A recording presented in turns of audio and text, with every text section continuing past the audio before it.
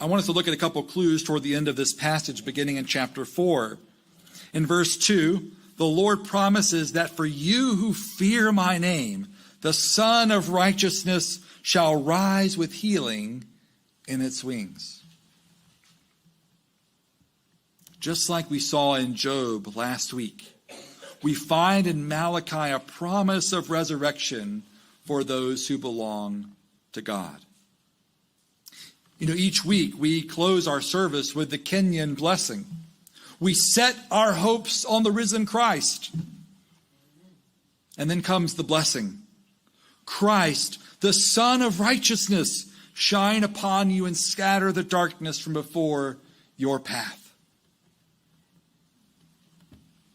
We see the fulfillment of this promise in Jesus Christ.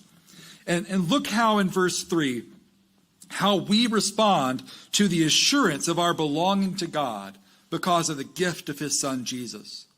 You shall go out leaping like calves from the stall. It's like an imagery of frolicking cattle. We offer ourselves to the Lord joyfully for what he's given to us freely. And then look at the final words in the Old Testament in verses 4 to 6 and how they point more than 400 years ahead to Jesus.